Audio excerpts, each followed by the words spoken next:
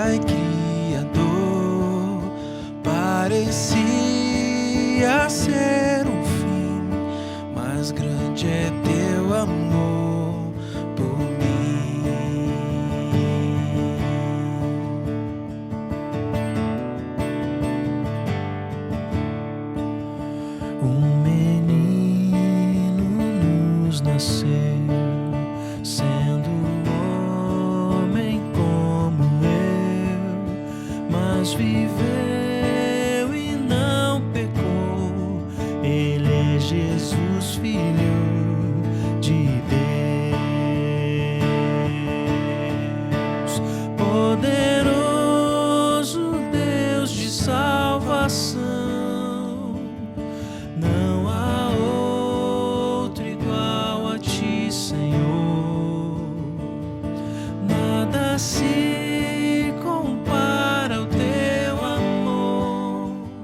Só o Senhor é bom e reina.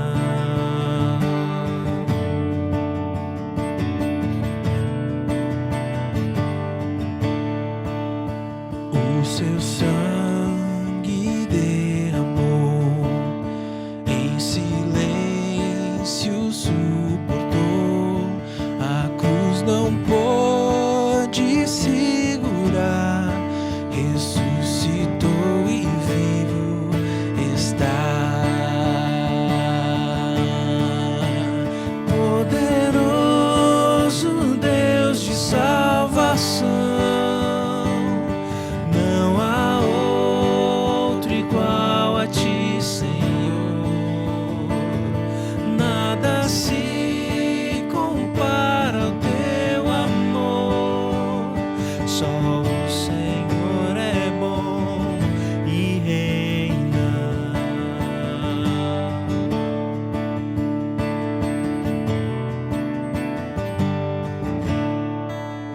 Cristo em breve voltará e virá pra me levar pra um lugar que não tem fim, pois grande é teu amor por mim. Cristo em breve voltará e virá pra me levar pra um lugar que não tem fim, pois grande é teu amor por mim. Glória e honra só a ti, Senhor.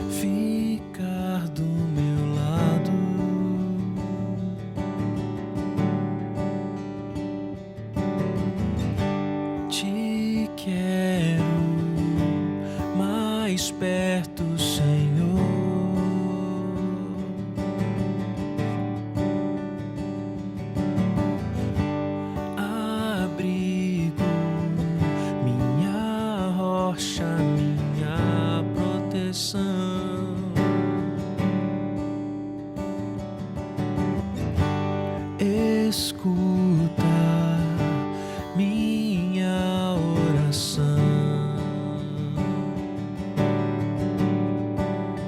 Quando me abro em canção, quando levanto minhas mãos, eu reconheço que és meu Salvador, digno de adoração. Grato me sinto, Senhor, pelo que fizeste por mim. Deu sua vida, trouxe vida e hoje vive em mim.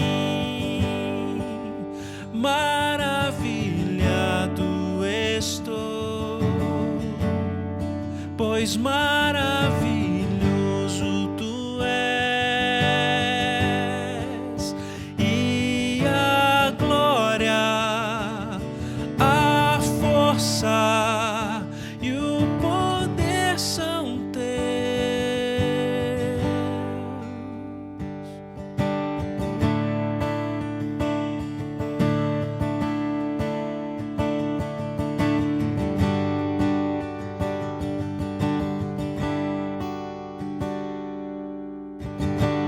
Vem logo ficar ao meu lado.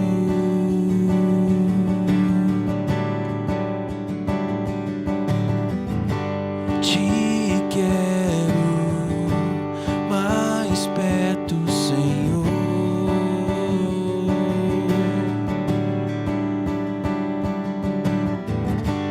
Abrigo, minha rocha, minha proteção.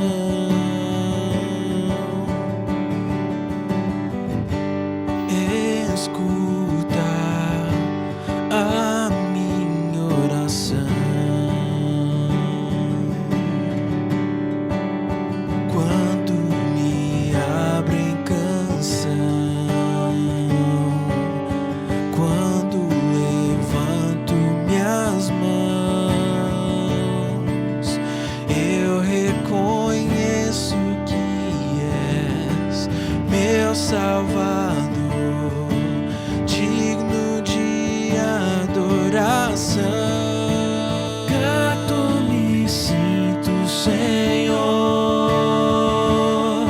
pelo que fizeste por mim.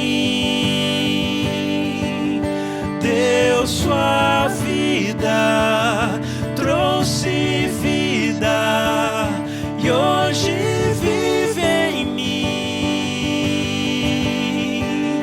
Maravilhado estou, pois maravilhoso tu és, e a glória, a força e o poder são teus. Grato me sinto, Senhor,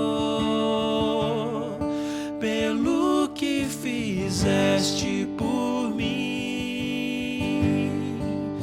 Deu sua vida, trouxe vida e hoje vive em mim. Maravilhado estou, pois maravilhoso tu és, e a glória, a força e o poder são teus. Amém.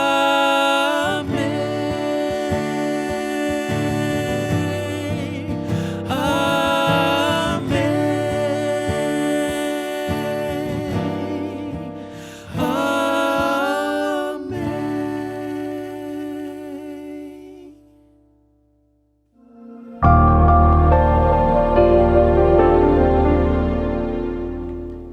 palavra de Deus nos dá não só dicas importantes para vivermos uma vida cristã saudável, mas a palavra de Deus mostra para a gente como que a gente deve viver a vida cristã de modo a termos profundidade nesse relacionamento com Deus.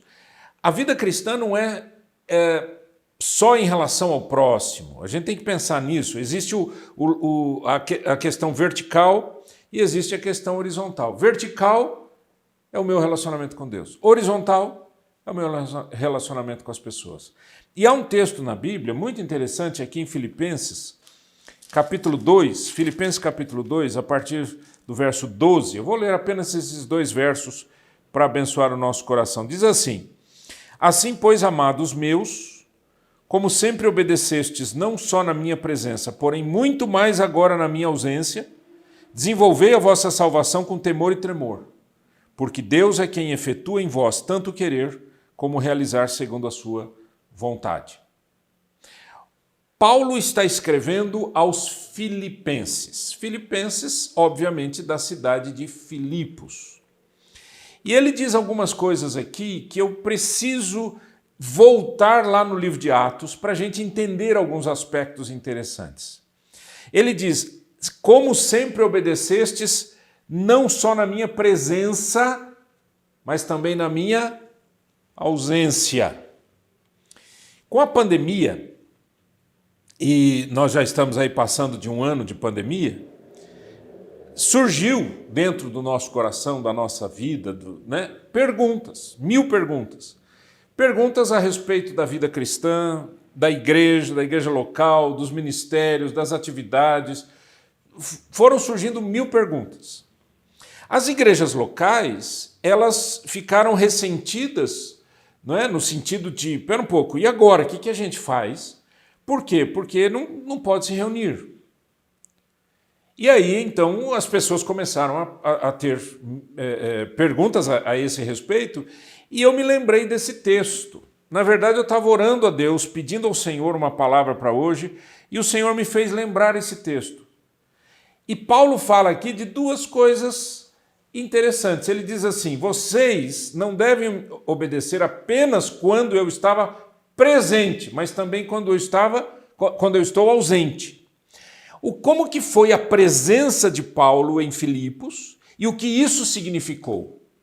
E como deve ser, na ausência de Paulo, a vida dos cristãos? De alguma maneira, tem um paralelo interessante aqui. Por quê? Porque a igreja local ela tem os seus valores, ela é importante para uma série de coisas, e nós vamos tocar nesse assunto, mas e quando eu não tenho? O que eu faço com a minha vida cristã? Como eu vivo a minha vida cristã? Okay? Então vamos pensar nisso um pouquinho, voltando a ler lá em Atos capítulo 16. Atos capítulo 16, quando Paulo chega em Filipos. A pergunta é, primeiro, por que Paulo foi para Filipos? No capítulo 16, diz que à noite, verso 9, sobreveio a Paulo uma visão, na qual um varão macedônio estava em pé e lhe rogava, dizendo: passa a Macedônia e ajuda-nos. Assim que teve a visão, imediatamente procuramos partir para aquele destino, concluindo que Deus nos havia chamado para lhes anunciar o Evangelho. Então, tudo começou com uma visão. Tudo começou com uma direção de Deus. Guarde isso, porque isso é importante para aquele texto que a gente leu em Filipenses. Por quê? Porque é Deus quem opera tanto o querer quanto o efetuar, o realizar. Então, o que Deus fez aqui? Deus deu uma visão para Paulo, e Paulo viu um homem dizendo: passa a Macedônia e ajuda-nos. A região da Macedônia de então. Quando eles souberam disso, eles imediatamente se prepararam para essa visão, para esse trabalho, para viajar para a região da Macedônia, entendendo que era o plano de Deus. Então, no verso 11 diz: tendo, pois, navegado de Troade, seguimos em direitura a Samotrácia, no dia seguinte a Neápolis e dali para Filipos. Ainda que essas cidades a gente não tenha isso no mapa, a ideia é a seguinte: eles chegaram na cidade de Filipos. E quando eles chegam na cidade de Filipos, Eu quero aqui fazer um parênteses e fazer uma pergunta para você. Imagine que isso estivesse acontecendo com você. Imagine que Deus tivesse falado para você, olha, vai para uma região X. Talvez você nunca tenha ido para lá, ok? Para a cidade tal. Aí você vai para lá, fazer o quê? O que você vai fazer lá?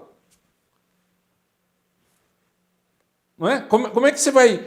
Se há uma visão e uma direção de Deus, tá bom, eu vou. E daí? Chega lá, o que eu faço? Olha o que acontece no texto. O texto diz para a gente, diz que no sábado eles saíram da cidade para junto do rio, verso 13, onde nos pareceu haver um lugar de oração. Então a primeira coisa que a gente precisa entender aqui é que a vida do cristão, a vida da igreja é uma vida de oração. A gente ora para fazer as coisas, a gente ora para planejar, a gente ora para realizar, a gente ora por quê? Porque de Deus é tanto querer quanto o realizar. É Deus quem começa uma obra na vida da gente e é Deus quem nos dirige nessa obra. Então, quando Paulo chega lá, ele está com a equipe dele, eles foram para um lugar de oração. Um lugar que eles entenderam, nos pareceu um lugar de oração. Aonde? Junto ao rio. Vamos ali perto do rio e aí a gente vai orar.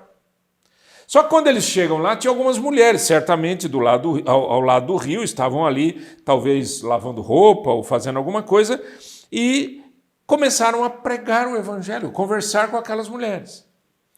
E uma certa mulher chamada Lídia, vendedora de púrpura, temente a Deus, nos escutava. O Senhor lhe abriu o coração para atender as coisas que Paulo dizia. E olha o que aconteceu no versículo 15. Depois de ser batizada, ela e toda a sua casa nos rogou, dizendo, se julgais que eu sou fiel ao Senhor, entrai na minha casa e aí ficai. E nos constrangeu a isso. Veja a obra de Deus. Deus já tinha preparado o coração dessa mulher. Deus já havia preparado aquela região, aquele lugar. Deus já havia preparado no coração de Paulo e do seu time para onde ir. Não é verdade?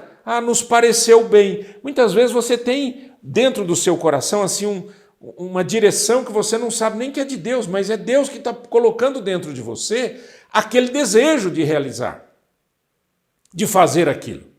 Então, quando eles disseram assim, vamos lá para perto do rio, porque parece que é um lugar legal. Era Deus dizendo, é um lugar legal, é para lá que vocês têm que ir, porque ali tem uma mulher chamada Lídia, ela já é temente a Deus, ela precisa conhecer Jesus, ela precisa ser batizada e a família dela. Essa é a direção que Deus vai dando na nossa vida, no nosso ministério. Então, quando Paulo vai para lá e prega o evangelho e ela se converte e toda a sua família, aquilo foi uma coisa maravilhosa. Aí diz o texto que, no versículo 16, a partir do verso 16, diz assim, aconteceu que indo nós para o lugar de oração, nos saiu ao encontro uma jovem possessa de espírito adivinhador. Presta atenção nisso, é muito importante. Possessa de espírito adivinhador, a qual, adivinhando, dava grande lucro aos seus senhores. Seguindo a Paulo e a nós, clamava, dizendo, estes homens são servos do Deus Altíssimo e vos anunciam o caminho da salvação. Okay? Percebeu o que foi dito aqui? Estes homens são servos do Deus Altíssimo e vos anunciam o caminho da salvação. Verdade ou mentira? O que você acha? É verdade ou mentira o que essa jovem disse? É verdade. Eles eram servos do Deus Altíssimo e estavam anunciando o caminho da salvação. Só que o que acontece no versículo 18 é que isso se repetia por muitos dias e Paulo, indignado, voltando-se, disse ao Espírito, em nome de Jesus Cristo eu te mando, retira-te dela. E ele, na mesma hora, saiu. O que acontecia é que essa moça tinha um espírito de adivinhação, um espírito maligno, um demônio que morava dentro dela. Mas ele não falou a verdade? Falou, mas era um demônio. E o que isso significa? Significa que Paulo tinha discernimento. Paulo era sensível ao Espírito Santo de Deus. Por que eu estou falando tudo isso? Eu quero que você veja que a ação do apóstolo Paulo em Filipos tem a ver com aquele texto que a gente leu lá aos Filipenses, tá? Vai segurando aí, vai acompanhando aqui comigo, não se perca, não vai embora, fique aqui. O que Paulo está fazendo aqui? Paulo está sensível ao Espírito Santo, discernindo que aquela menina, ainda que estivesse falando alguma coisa que fosse verdade, ela fazia isso por um espírito adivinhador. Era um demônio. Ora, os demônios não vêm, não devem aqui nem pregar o evangelho nem nada, porque não é isso que eles querem. Onde é que estava a artimanha satânica? A artimanha satânica estava no fato de que aquele demônio usava aquela menina como adivinhadora e muita gente usava aquela menina para adivinhar e ganhar dinheiro. Então tudo errado. Ainda que estivesse falando alguma coisa correta, estava absolutamente tudo errado. Tirando a atenção do Salvador, Jesus, e da pregação de Paulo, jogando para a adivinhação, para o aspecto mágico da adivinhação. Então, quando Paulo expulsa aquele demônio, o que acontece? A Bíblia diz que aquelas pessoas, versículo 19 em diante, que utilizavam aquela menina e ganhavam dinheiro com aquilo, ficaram tão nervosos que pegaram Paulo e Silas e o arrastaram para a praça à presença das autoridades e, levando aos pretores, disseram: esses homens, sendo judeus, perturbam a nossa cidade, propagando costumes que não podemos receber nem praticar porque somos romanos. Uau! Veja que o diabo, quando ele atua, ele faz aquilo que lhe é próprio. Jesus disse que o diabo é o pai da mentira. Aqueles homens não chegaram e disseram assim: olha, eles tiraram a nossa fonte de lucro. Não, eles falaram assim: nós não podemos receber, porque nós somos romanos, nós não podemos, esses judeus vieram aqui atrapalhar a gente. Então, como nós somos romanos, tem aqui um problema sério, né, e vocês têm que resolver esse problema. Ou seja, eles estavam estavam acusando a Paulo e Silas. E outra, verso 22 diz que levantou-se a multidão unida contra eles e os pretores, rasgando-lhe as vestes, mandaram açoitá-los com varas. Aí eu vou te fazer uma pergunta. Você olhando essa situação, você diz assim: gente, Paulo só estava fazendo bem. Paulo, Silas, a equipe dele, eles só estavam fazendo bem. Lídia havia se convertido. A família de Lídia havia se convertido. Todos foram batizados. Havia festa no céu e na terra naquele momento. Dali a pouco o poder de Deus se manifesta na vida de Paulo e Paulo expulsa um demônio. Resultado: açoite. A gente tem que entender que o diabo está sempre querendo destruir os servos de Deus, sempre querendo destruir a obra de Deus. Porque ele sabe muito bem que as pessoas livres não estão mais à disposição dele. As pessoas que ficam livres dos demônios servem a Cristo, não vão mais servir ao diabo e aos seus demônios, né? Vão servir a Cristo. Então, quando Paulo sofre aqui, e a Bíblia diz que depois de lhe darem muitos açoites, os lançaram no cárcere. Além de apanharem muito com varas, ainda foram presos. E não eram prisões, as prisões hoje são horríveis. Naquela época, era o inferno, porque eram muitas vezes cavadas na rocha, eram lugares escuros, eram lugares úmidos, né? Era horrível, né, as prisões daquele tempo. E Paulo e Silas estão lá presos. Então eu quero que você acompanhe comigo o seguinte: o que isso tudo tem a ver com aquele texto que a gente falou? Que tudo isso, de alguma maneira, estava servindo de modelo para aquela recém-igreja formada lá na beira do rio. Modelo. Modelo de que vida cristã não é só festa. Vida cristã não é só momentos de alegria e de celebração. Vida cristã também inclui todo um sofrimento, inclui toda uma reação satânica contra a obra de Deus. A pergunta que a gente tem que fazer para a gente é a seguinte: primeiro, nós estamos dispostos a servir a Deus de verdade? Se estamos dispostos, vamos padecer perseguições, vamos padecer aflições. A vida não vai ser fácil. Não vai ser fácil. Por isso que quando Jesus fala dos dois caminhos, ele diz assim: há um caminho largo e espaçoso que conduz à perdição, mas há um caminho estreito, um caminho difícil. Esse caminho nos leva à salvação. Não que a salvação seja obra nossa, mas o caminho da salvação é um caminho difícil. É um caminho de esforço, é um caminho de sacrifício, é um caminho de dificuldades. Mas, lembra que Deus é quem opera em vocês tanto o querer quanto o efetuar? Deus não abandonou Paulo e Silas. Tanto é que no versículo de número 25, eles estão presos e por volta da meia-noite oravam e cantavam louvores a Deus e os demais companheiros de prisão escutavam. Eles estavam louvando e cantando depois de terem apanhado com varas e estarem presos, com, versículo 24, os pés no tronco. Eles punham um tronco, prendiam os pés da pessoa, então a pessoa ficava como ali? Não dava para ficar em pé, às vezes para deitar doía as costas, né? Então imagina a cena. Imagina a cena. E o que Paulo e Silas fizeram? Ficaram reclamando? Não. Ficaram amaldiçoando os seus acusadores? Não. Ficaram gritando, pedindo socorro? Não. Ficaram brigando com Deus? Por que, Deus? Por que o Senhor fez isso comigo? Ficaram fazendo isso? Não. Eles ficaram louvando e adorando a Deus.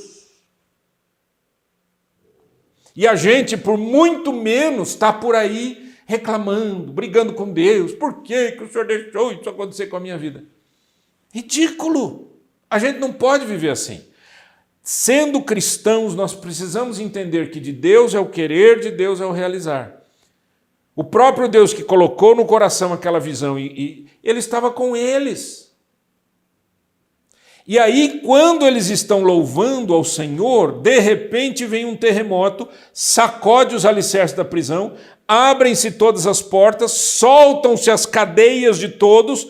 O carcereiro, quando ele viu aquilo, ele despertou do sono, obviamente estava dormindo, vendo abertas as portas do cárcere, puxando da espada, ia suicidar-se.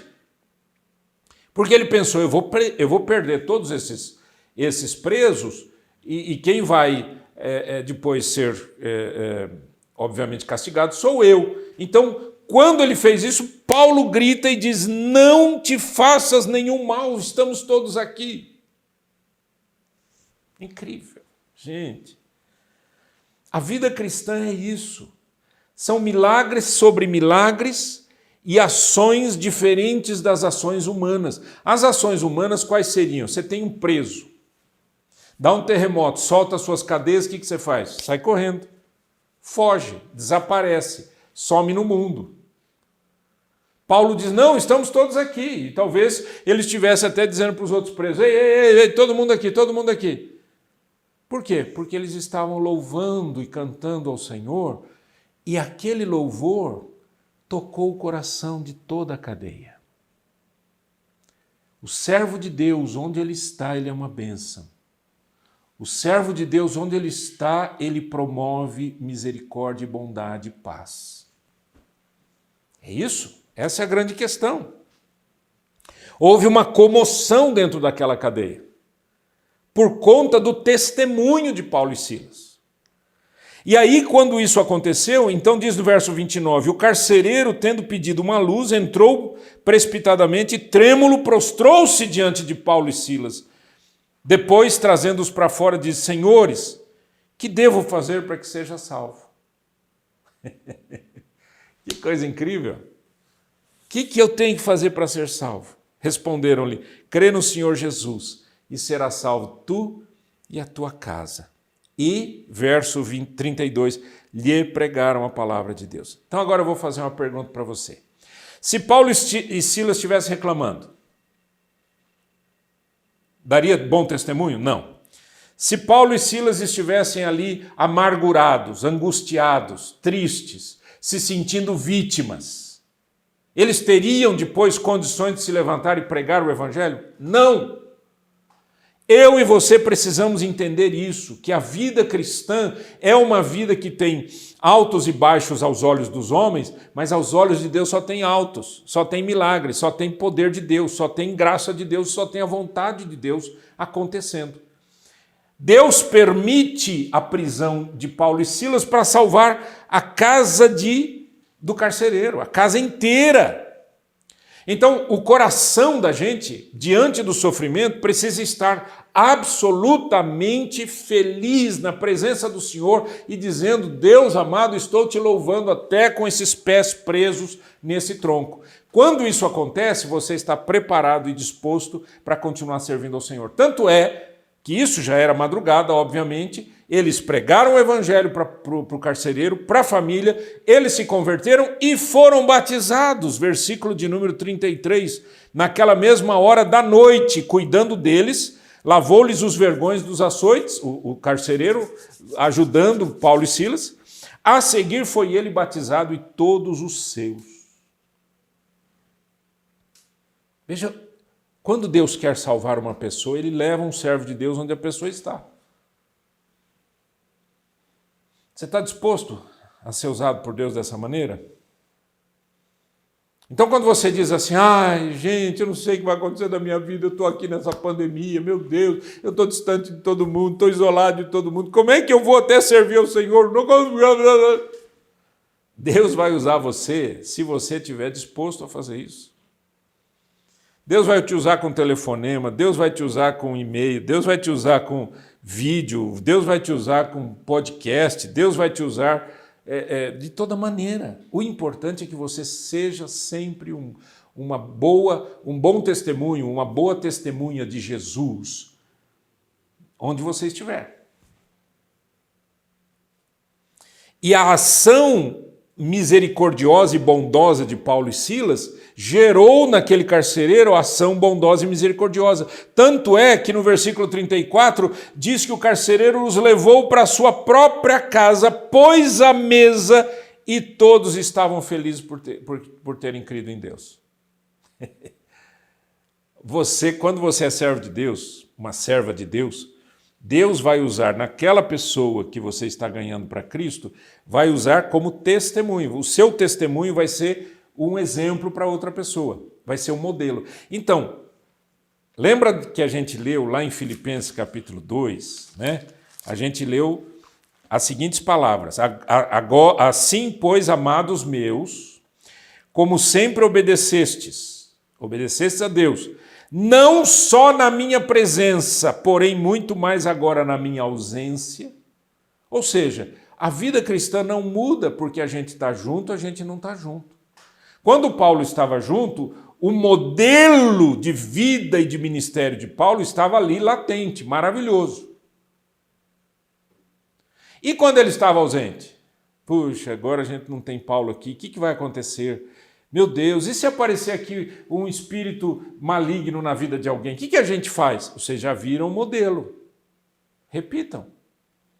E se a gente for preso? Cantem louvores ao Senhor. Repitam. Imitem. Agora, aconteceu um fato interessante. Quando o carcereiro se converte, lá em Atos capítulo 16, a partir do verso 35, diz que os pretores, né, os caras lá que estavam, né, tinham colocado eles na prisão, enviaram oficiais de justiça com a seguinte ordem: põe aqueles homens em liberdade. Chamou os oficiais de justiça: põe esses homens em liberdade. O carcereiro comunicou a Paulo essas palavras: Paulo, você está livre. Verso 37, Paulo, porém, lhes replicou: sem ter havido processo formal contra nós, nos açoitaram publicamente, nos recolheram ao cárcere, sendo nós cidadãos romanos, querem agora as ocultas lançar-nos fora? Não será assim, pelo contrário, venham eles e pessoalmente nos põem em liberdade. Uau, o que é isso? Você tem que entender uma coisa: servo de Deus não é bobo, não é tonto. É certo? O pessoal acha que os cristãos são tudo bobinho, tontinho, judiação, né? Não. Agora, você se lembra uma coisa, não sei se você percebeu isso quando eu estava lendo, que quando aqueles caras que abusavam daquela menina, né, porque ela tinha um espírito adivinhador, né, e ganhavam dinheiro, quando aqueles caras foram fazer a acusação de Paulo e Silas e levaram-nos para a praça, eles disseram: estes homens, sendo judeus, perturbam a nossa cidade, propagando costumes que não podemos receber nem praticar porque somos romanos. E Paulo diz: eu sou romano também. E vocês nos castigaram sem processo que é devido ao cidadão romano. O que é isso? O que é isso? São os direitos. Hoje nós temos cristãos que estão em posição de autoridade, temos juízes de direito, são cristãos, temos advogados, temos engenheiros, médicos, cientistas. Eu faço parte de um grupo pelo WhatsApp, tem um monte de cientista, um monte de gente de altíssimo nível que está fazendo coisas incríveis nesse nosso Brasil e que são cristãos verdadeiros, que amam ao Senhor, que falam de Jesus, são pessoas que amam a Deus. O que eu quero dizer para você é o seguinte: não é porque eu sou cristão que eu sou tonto, eu sou bobinho, eu não conheço os meus direitos, eu não sei da lei. Não, pelo contrário. Eu devo conhecer tudo isso porque isso também é uma coisa que se chama dignidade. Eu tenho que viver com dignidade. Então, voltando de novo àquele texto de Filipenses capítulo 2, assim, pois, amados meus, como sempre obedecesse, não só na minha presença, porém muito mais agora na minha ausência, desenvolvei a vossa salvação com temor e tremor. A palavra desenvolvei aqui, talvez esteja numa tradução um pouquinho, essa tradução está um pouquinho, não dá tanto sentido. O sentido é trabalhe a sua salvação. O sentido é põe em ação a sua salvação. O sentido é você recebeu a Cristo como seu Salvador, viva de uma vida cristã saudável, bonita, de bom testemunho, se você estiver preso ou se você for um cidadão romano. Se você estiver apanhando ou se você estiver sentado em alguma cadeira importante, não importa. Desenvolva essa vida cristã, mostre para as pessoas, trabalhe a sua vida cristã, tudo que você fizer, faça para a glória de Deus, tudo que você for realizar, realize para a glória de Deus, não se perca nos pensamentos, nas bobagens desse mundo, nos seus direitos humanos, não sei das quantas. Pense quais são os seus deveres como cristão e põe em prática, é isso que Paulo está falando aqui. Desenvolver a vossa salvação com temor e tremor, porque Deus é quem efetua em vós tanto o querer como realizar segundo a sua boa vontade. Essa é a grande questão. Quando eu estou absolutamente imbuído dessa visão de que Deus é quem opera a vontade dele em mim e é Deus quem acompanha todo o realizar daquilo que eu faço, eu me sinto um servo útil na obra do Senhor. E o nome de Jesus vai ser glorificado e pessoas encontrarão com o Senhor Jesus. Vamos orar? Em nome de Jesus Cristo, Senhor, o nosso desejo é sermos homens e mulheres que te servem, que te amem, que sejam submissos ao Senhor para a tua honra e glória. Ajuda-nos, ó Deus, a sermos homens e mulheres que andam de acordo com a tua vontade. Em nome de Jesus. Amém. E amém. Parecia ser um fim, mas grande é teu amor por mim.